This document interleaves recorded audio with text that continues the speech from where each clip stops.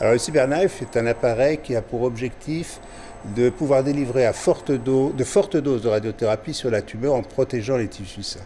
Il est composé d'un bras articulé robotisé qui peut aller dans tous les plans de l'espace et qui porte un petit accélérateur linéaire. Il va donc pouvoir irradier dans tous les plans de l'espace sur la cible qu'il est capable de repérer.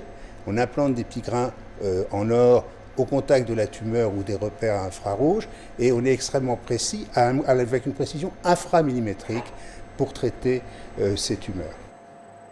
Un progrès important est que cette machine va pouvoir suivre la tumeur pendant la phase d'irradiation et à partir de là se positionner exactement pour cibler la tumeur.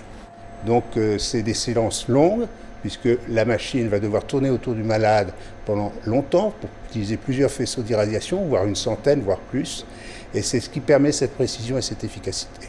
Vous avez tous les angles des faisceaux là qui vont vers la tumeur. C'est un peu ce que je vous donne comme comparaison. Charles Aznavour à l'Olympia, quand vous voyez que sa tête, c'est parce que tous les spots sont sur sa tête. Et vous ne voyez rien autour. Le spot, c'est les fortes doses et autour, le noir, c'est les faibles doses. C'est plus un complément ou une alternative à la chirurgie, en fait, quand la chirurgie n'est pas possible. On traite là essentiellement des tumeurs du poumon petites qui sont inopérables et qui ne pouvaient pas être enlevées, des tumeurs hépatiques inopérables, où là, ça représente une nouvelle alternative thérapeutique.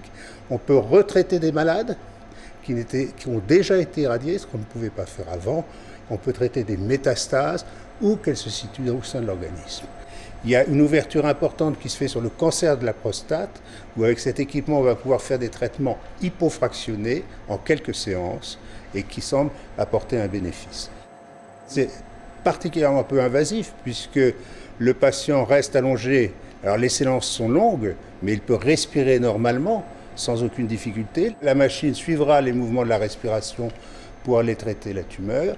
Il n'y a aucune toxicité immédiate et le traitement est rapide, il va durer 2 semaines à peu près.